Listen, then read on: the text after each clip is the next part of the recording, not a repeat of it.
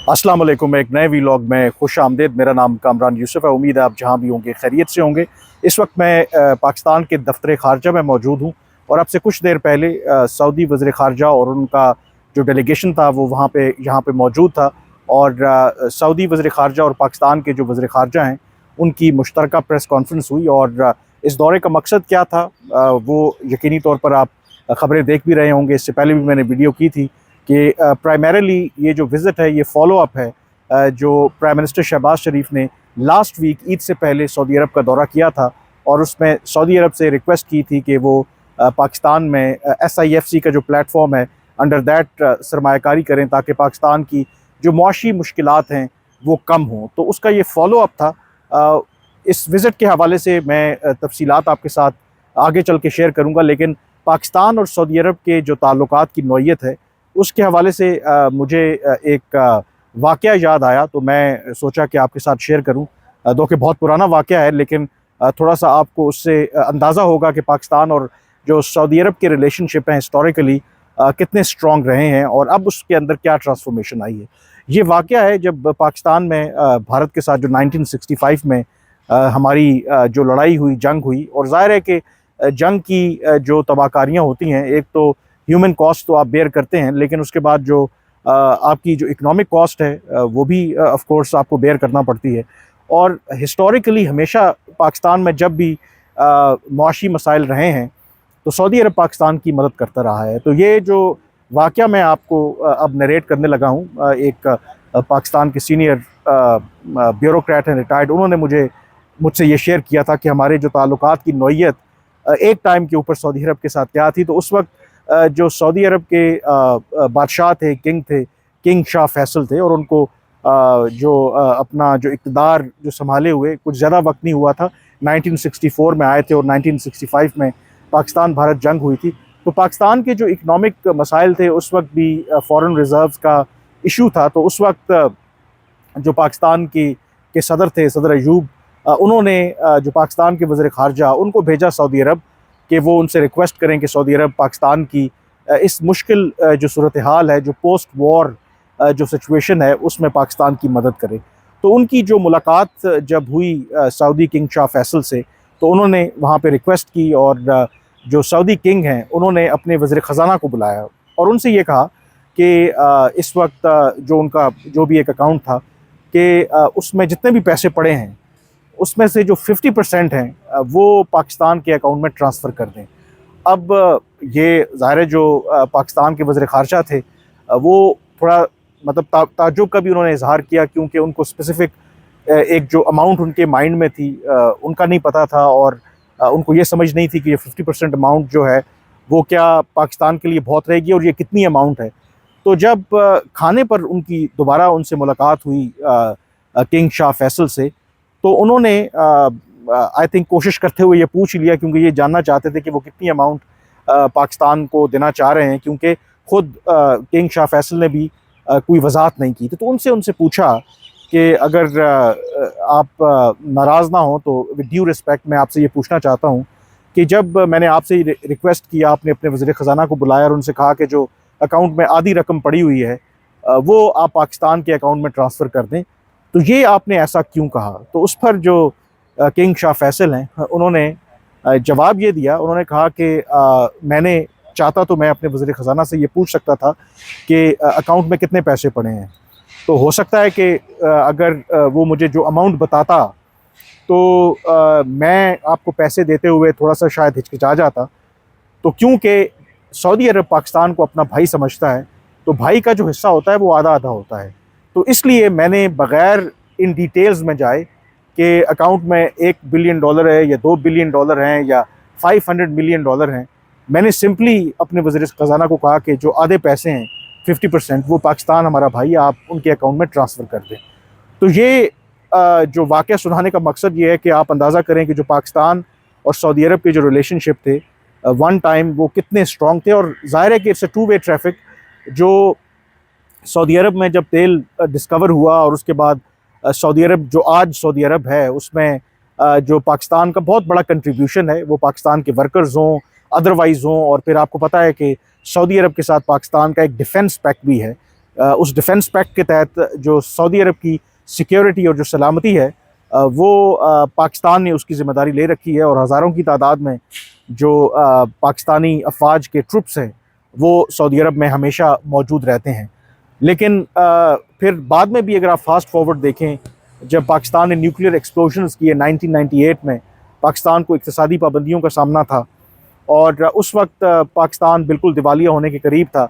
Again Saudi अरब पाकिस्तान की मदद को आया। पाकिस्तान को उन्होंने ऑयल ऑन डेफर्ड पेमेंट, यानी कि तेल पाकिस्तान को, क्योंकि तेल आपको पता है कि एक लाइफ लाइन है किसी भी मईशत के लिए, और अगर आपको वो फ्री में मिल जाए या कम से कम इमीडिएटली आपको पैसे ना देने हों, तो ये बहुत बड़ी ब्लेसिंग होती है। तो वो जो ऑयल ऑन डेफर्ड पेमेंट कई सालों तक सऊदी अरब पाकिस्तान को देता रहा, जब तक पाकिस्तान पर इक़्तिसादी पाबंदियाँ ख़त्म नहीं हुई, और पैसे वो पाकिस्तान ने बाद में उनको वापस करने थे, लेकिन पाकिस्तान ने वो पैसे वापस नहीं किए और उसको जो सऊदी अरब है उसने ग्रांट में कन्वर्ट कर दिए। बाद में भी ऐसा ही हुआ, जब जब पाकिस्तान ने सऊदी अरब से उधार लिया, लेकिन वो पैसे ग्रांट में कन्वर्ट कर दिए गए। लेकिन ये तब की बात है जब ऑब्वियसली जो सऊदी जो लीडरशिप थी या किंगडम थी, वो उनकी जो पहली पीढ़ी आप कह सकती हैं या दूसरी पीढ़ी कह लें, ज़ाहिर है कि ये जो मॉडर्न सऊदी अरब है वो किंग अब्दुल अज़ीज़ ने उसका जो क़याम है वो रखा था, और उसके बाद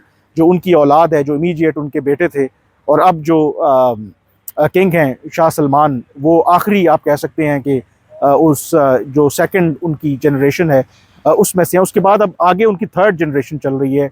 ज़ाहिर है कि जो ग्रैंड सन हैं, जो इस वक्त मोहम्मद बिन सलमान हैं, अगर शाह अब्दुल अज़ीज़ की बात करें, जो फाउंडिंग फादर थे मॉडर्न सऊदी अरब के, तो जो नई जो जनरेशन है सऊदी अरब की, वो ज़्यादा बिज़नेस ओरिएंटेड हैं। जो इनके पहले जो आबाओ अजदाद थे, वो एक रख रखाव और उस तरीके से पाकिस्तान का रिगार्ड करते थे, और हमने भी ऑब्वियसली कसर नहीं छोड़ी कि जो सऊदी अरब के साथ जो भी ताल्लुकात थे हमारे, उसका हमने कोई पॉजिटिव उस तरीके से ऑब्वियसली फ़ायदा हम उठा सकते थे और उठाया भी, लेकिन उस तरह से नहीं। और फिर ये जो मॉडर्न जनरेशन है, वो यूएई की हो या कतर की हो या सऊदी अरब की हो, ये ज़रा बिज़नेस ओरिएंटेड हैं, और इसीलिए जहाँ इनको फ़ायदा नज़र आता है ये वहाँ पर ऑब्वियसली इन्वेस्ट करते हैं। इसीलिए अगर आप सऊदी रिलेशनशिप देखें या जो अरब कंट्रीज़ के ताल्लुकात विद इंडिया, माजी में ऐसा नहीं था। क्यों वो बढ़ रहे हैं? क्योंकि वहाँ पर उनको अपने जो इकनॉमिक इंटरेस्ट हैं उनको फ़रोग़ देने में और उनको प्रमोट करने में एक अपॉर्चुनिटी वो नज़र आ रही है, और इसलिए वो कर रहे हैं। तो ये सारी जो स्टोरी मैंने आपको सुनाई, उसका मकसद ये था कि जो पहले सऊदी अरब हमें फ्री जो बेल आउट्स दिया करता था, उसका ज़माना अब ख़त्म हो गया है, और सऊदी अरब और बाकी अरब कंट्रीज़ दो पाकिस्तान के खैर ख्वाह हैं। वो चाहते हैं कि पाकिस्तान तरक्की करे, लेकिन ऐसे नहीं कि आप हमेशा उधार के पैसों से चलते रहें। तो इसी जो नई ग्राउंड रियलिटी है उसको सामने रखते हुए पाकिस्तान को अब पता है कि बार बार तो सऊदी अरब से पैसे नहीं मिलेंगे, तो फिर ये जो सरमायाकारी वाला इनिशिएटिव है ये लिया गया कि बजाय इसके कि हम सऊदी अरब से, यूएई से, कतर, कुवैत से पैसे मांगें, तो बेहतर है कि जो पाकिस्तान का जो इकनॉमिक पोटेंशियल है, जो वहाँ पर अनटैप्ड एरियाज़ हैं, उनको एक्सप्लोर किया जाए। और क्योंकि हमें फॉरेन रिजर्व्स की ज़रूरत है, यानी कि डॉलर्स का इनफ्लो चाहिए। वो दो तीन आपको पता है कि एरिया से आता है, या आपकी बरामदात बेहतर हों, फॉरेन रेमिटेंस है, या फिर आपकी जो बैरूनी सरमायाकारी है, और या फिर आपको उधार लेना पड़ता है। अगर उधार लेंगे तो ऑब्वियसली वो एक विशस साइकिल है, उसमें आप फंस जाते हैं, जिसमें ऑलरेडी पाकिस्तान फंस चुका है। तो ये बुनियादी आइडिया था SIFC का भी, कि बजाय इसके कि हम सऊदी अरब से पैसे मांगें या यूएई से उधार लें, तो उनको ऑफ़र करें कि वो पाकिस्तान में आके सरमायाकारी करें। उसके दो फ़ायदे हैं, एक तो पाकिस्तान का जो फॉरेन रिजर्व्स का इशू है वो हल हो जाएगा, दूसरा अगर वो पाकिस्तान में आकर के सरमायाकारी करेंगे तो उससे पाकिस्तान की जो इकनॉमिक ग्रोथ है उसको बेहतर करने में मदद मिलेगी, और उससे पाकिस्तान के जो मुआशी मसाइल हैं उसको हल करने में आसानी होगी। तो ये जो बैकग्राउंड मैंने अब आपको बताया कि ये जो विज़िट था इस लिहाज से बहुत सिग्निफिकेंट था कि जो प्राइम मिनिस्टर शहबाज शरीफ भी जब लास्ट वीक गए थे सऊदी अरब, तो उस वक्त भी बहुत से लोगों ने या कुछ लोगों ने जो क्रिटिक्स हैं वो बात की कि एज़ यूजुअल पाकिस्तान के प्राइम मिनिस्टर वहाँ पे पैसे मांगने चले गए हैं और शायद सऊदी अरब से उनको कुछ मिला नहीं है। लेकिन जो डेवलपमेंट्स हुई हैं वो बिल्कुल उसके बरक्स हैं। जो सऊदी क्राउन प्रिंस है मोहम्मद बिन सलमान, जो प्राइम मिनिस्टर शहबाज शरीफ ने जो अपना मुद्दा रखा उनके सामने कि हम चाहते हैं कि आप हमारे यहाँ आके सरमायाकारी करें, तो उसके लिए जो सऊदी क्राउन प्रिंस हैं उन्होंने खुद ये इंस्ट्रक्ट किया जो उनके काबीना के सीनियर अरकान हैं कि वो वज़ीर ख़ारजा की क़यादत में फ़िल फॉर पाकिस्तान का दौरा करें और जो भी ये नई गवर्नमेंट कह रही है वहाँ पर देखें कि क्या पोटेंशियल है और उसके मुताबिक फिर पाकिस्तान में सरमायाकारी करें। और ये जो विज़िट हुआ है, मेरे ख्याल में, मैं भी पाकिस्तान सऊदी रिलेशनशिप कवर करता हूँ, माजी में हाई प्रोफाइल विज़िट्स हुए हैं, लेकिन ये जो इस डेलीगेशन की कॉम्पोजिशन थी, सऊदी फॉरेन मिनिस्टर्स को लीड कर रहे थे, उसमें उनके एनर्जी के, वाटर, इन्वेस्टमेंट, मिनरल और दूसरे जो अहम शोबे हैं, इवन आईटी का, इनके वुज़रा शामिल थे। और ये वो तमाम लोग हैं जो इस वक्त सऊदी क्राउन प्रिंस मोहम्मद बिन सलमान का विजन 2030 है, उसमें ये तमाम लोग बड़ा कलीदी किरदार अदा कर रहे हैं। और उनकी लोगों को जो सऊदी अरब के अंदर एक ट्रांसफॉर्म करना चाहते हैं, उनको पाकिस्तान उन्होंने भेजा है। और आज जो प्रेस कॉन्फ्रेंस की, क्योंकि SIFC के अंदर भी एक इन डेप्थ डिटेल ब्रीफिंग दी गई सऊदी डेलीगेशन को, उसके बाद जो सऊदी वज़ीर ख़ारजा और पाकिस्तान के वज़ीर ख़ारजा ने प्रेस कॉन्फ्रेंस की, तो सऊदी वज़ीर ख़ारजा ने कहा कि वो बहुत ज़्यादा मुतासर हुए हैं जो पाकिस्तान ने एक ये SIFC का प्लेटफॉर्म या जो नया मैकेनिज़्म बनाया है, और यकीनी तौर पर उनको उनके एतमाद में ये इजाफ़ा हुआ है कि ये जो नया पाकिस्तान ने इनिशिएटिव लिया है, ये लीड कर सकता है towards greater cooperation between Pakistan and Saudi Arabia. अब जो डिफरेंट इसमें बात हो रही है कि मसलन जो प्राइम मिनिस्टर शहबाज शरीफ ने भी दौरा किया था, तो उसमें जो प्रीवियसली डिस्कशन हो रही थी कि $5 अरब की जो इन्वेस्टमेंट की जो पहला उसकी किस्त है, उसके ऊपर काम को तेज़ किया जाए। तो इस दौरे के दौरान जो पाकिस्तान ने कुछ ऑफरिंग की हैं सऊदी अरब को, मसलन जो दियामीर भाषा डैम है, बहुत बड़ा और बहुत अरसे के बाद, आई थिंक 60s के बाद पहला एक बड़ा जो डैम, जो हाइड्रो इलेक्ट्रिक पावर जो प्रोजेक्ट है, उसको पाकिस्तान उस पर काम कर रहा है। ज़ाहिर है कि बहुत बड़ी इन्वेस्टमेंट है, तो उसके लिए पाकिस्तान ऑफ़र कर रहा है अराउंड 2 बिलियन, 1.2 से 2 बिलियन डॉलर की, कि वो इन्वेस्टमेंट करें पाकिस्तान में आकर के। डिफरेंट मॉडल्स उनको ऑफ़र किए गए हैं, उसमें उन्होंने अपना इंटरेस्ट शो किया है। रैकोदिक का अगेन एक मंसूबा है, उसमें भी वो दिलचस्पी रखते हैं।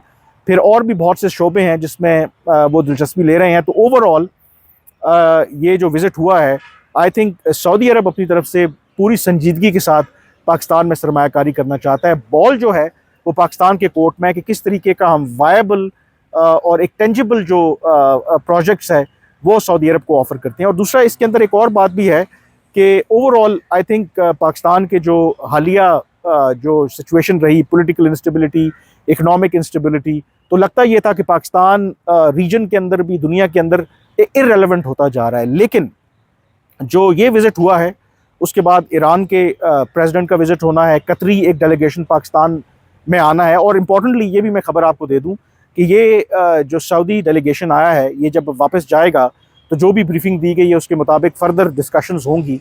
और मुमकिन है कि जब इसका कोई प्रॉपर एक आउटकम निकल आएगा, जब ये तमाम जो ब्रीफिंग्स हैं वो लीड करेंगी towards proper agreements between Pakistan and Saudi Arabia, तो तवक्को यही है कि सऊदी क्राउन प्रिंस मोहम्मद बिन सलमान जो हैं वो भी पाकिस्तान का दौरा करेंगे।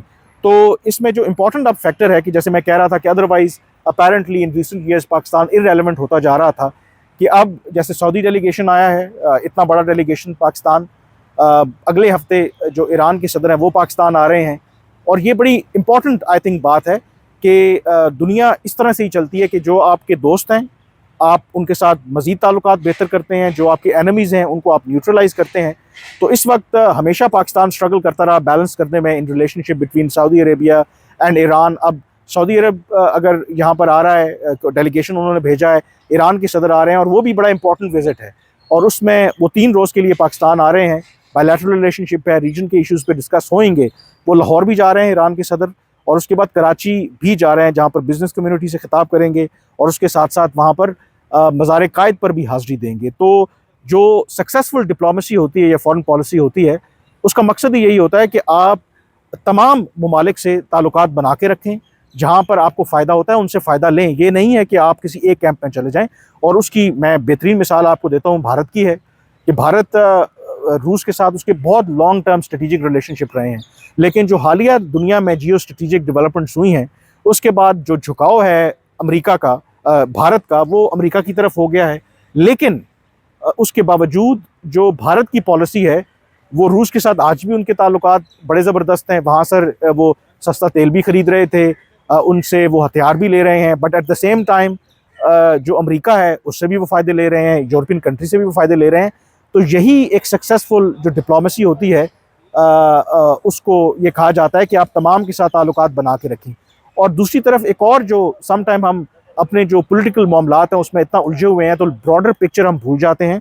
इस वक्त ओवरऑल अगर आप देखें तो पाकिस्तान की जो रिलेशनशिप है विद अमेरिका इंपॉर्टेंट रिलेशनशिप है, भले हम जितनी मर्जी तनकीद करते रहें, उनके साथ भी ताल्लुकात की जो नौयत है वो इतनी बुरी नहीं है। मतलब एक रीजनेबल रिलेशनशिप है दोनों मुल्कों के दरमियान। At least there are exchanges, high level contacts दोनों मुल्कों के दरमियान मौजूद हैं। चीन के साथ भी हमारे ताल्लुकात बेहतरीन है, रूस के साथ भी हमारी जो है वो इंगेजमेंट चल रही है। तो हम जो अक्सर जज्बाती हो जाते हैं जब हम बात करते हैं कि नहीं जी आप अमेरिका को क्रिटिसाइज़ करें या चीन के कैंप में चले जाएं या सऊदी अरब का साथ दें या ईरान के कैंप में चले जाएं, ये सक्सेसफुल फॉरेन पॉलिसी नहीं होती।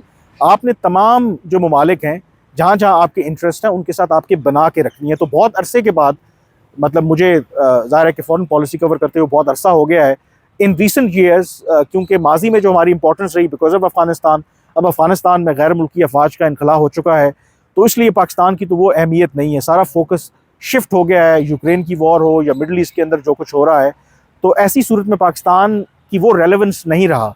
लेकिन बहुत अरसे के बाद अपेरेंटली ये लग रहा है कि एक दफ़ा फिर जो ख़ित्ते के ममालिक हैं, जो दुनिया है, वो पाकिस्तान के साथ इंगेज कर रही है। और ये जो ऊपर तले जो विजिट्स हो रहे हैं ये उसकी रिफ्लेक्शन है। अब इसको हमने कैसे कैपिटलाइज़ करना है, I think it all depends on us, कि अगर हम अपने कार्ड्स बेहतर तरीके से खेलें, अंदरूनी तौर पर जो हमारी अपनी वीकनेसेस हैं उनको अगर आप एड्रेस करें और जज्बाती होने के बजाय कहाँ पे देखें कि पाकिस्तान का इंटरेस्ट है, अगर उसको आप सामने रखेंगे तो यकीनी तौर पर ये जो तमाम विजिट्स हो रहे हैं, पाकिस्तान की जो इंगेजमेंट है विद द आउटसाइड वर्ल्ड, इससे पाकिस्तान को काफ़ी फ़ायदा हो सकता है। और पाकिस्तान की इस वक्त जो सिक्योरिटी की सूरत हाल हो या इम्पोर्टेंटली जो पाकिस्तान की मुआशी सूरत हाल है, तो पाकिस्तान को तमाम जो की कंट्रीज़ हैं, रीजन के ममालिक हों या बियॉन्ड हों या बड़े बड़ी ताकतें हों, उनके साथ अच्छे ताल्लुकात जो हैं वो पाकिस्तान के लिए आई थिंक नागुज़ीर हैं। उसके अलावा हमारा कोई चारा नहीं है।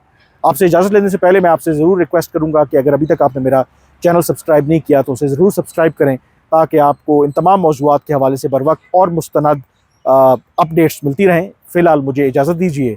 अल्लाह हाफ़िज़।